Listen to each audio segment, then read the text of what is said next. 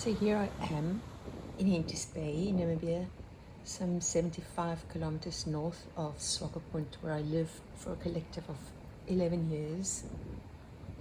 22 years ago, that was January 1999, I was deported from Namibia. A story for another day. Since then, this is the first time I set foot in Namibia again. So there was great excitement and a sense of adventure when my dad and I planned this 2-week fishing holiday a month ago. But little did I know that this would be a healing and processing journey more than anything else. I matriculated in 86 and started medical school at the University of Stellenbosch. The year thereafter, I was 16. Very soon I realized that scalpels and needles were not the kind of healing I wanted to do. And for the second year, I changed the course to BSc Computer Science. My parents' turbulent divorce was in its third year, and I was way too close to the detail thereof. So 3/4 through my second year, I fled to Namibia without money, without a vehicle, without somewhere to stay, but with Portuguese friends I made a few years back, and with a grandmother who lived on a farm in the Hoogland, some hours' drive out of Windhoek.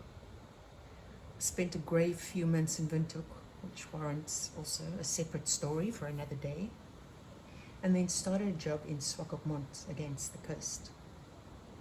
Must have been late autumn, early winter 1989. I've at the time been working at Swakopmund Strand Hotel for a few months already, managing and serving in the ladies' bar. With the job came a tiny, very basic room behind the hotel. I met my first boyfriend, let's call him B1, boyfriend 1. And from time to time I would stay over at his and his flatmate's place when we'd had a braai or when there was something else happening.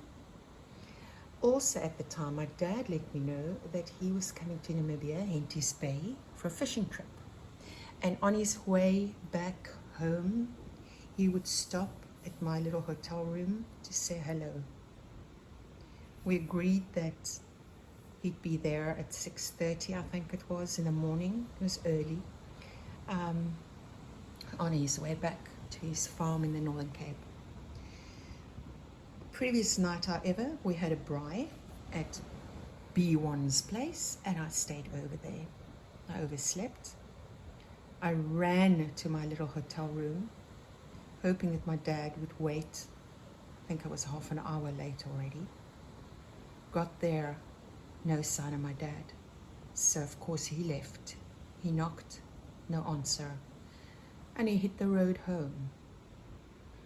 The pain and disappointment in myself and the longing for my dad was so intense. I went into the seawater, in amongst the seaweeds, bamboo, and I lay there until my body was so numb and cold and stiff, trying to numb the pain that I felt in my heart. One of literally dozens of painful memories that are surfacing these days, now April 2021.